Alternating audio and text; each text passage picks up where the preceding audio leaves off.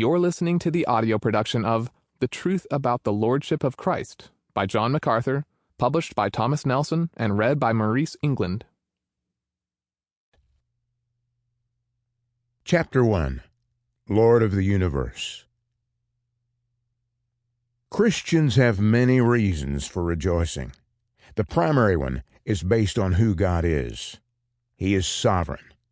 That is the single greatest truth about God. Nothing is outside His control, and He controls everything to work out ultimately for our good. Romans chapter 8, verse 28. He has an infinite understanding of every aspect of our lives, where we are and what we say. Psalm 139, verses 2 through 4. And He exercises His understanding in perfect wisdom. Knowing God like that should give us inexpressible and glorious joy. The believer who doesn't live in the confidence of God's sovereignty will lack his peace and be left the chaos of a troubled heart. But our confident trust in the Lord will allow us to thank Him in the midst of trials, because we have God's peace on duty to protect our hearts and minds. God can do whatever He wants, because He is God, and His decrees carry the full weight of divine sovereignty. God spoke, and the worlds were created. What is seen was not made out of things which are visible. Hebrews chapter 11, verse 3.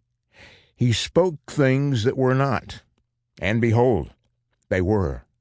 He can call people, places, and events into existence solely by His divinely sovereign decrees. He can declare believing sinners righteous, even though they are not.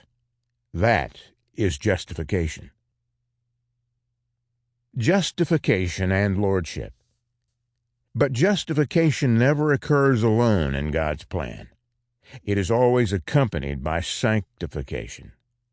God does not declare sinners righteous legally without making them righteous practically. Justification is not just a legal fiction. When God declares someone righteous, He will inevitably bring it to pass. Whom He justifies, these He also glorified. Romans chapter 8, verse 30. When justification occurs, the process of sanctification begins. Grace always encompasses both. I'm convinced from Scripture that God is absolutely sovereign in the salvation of sinners. Salvation does not depend on the man who wills or the man who runs, but on God who has mercy.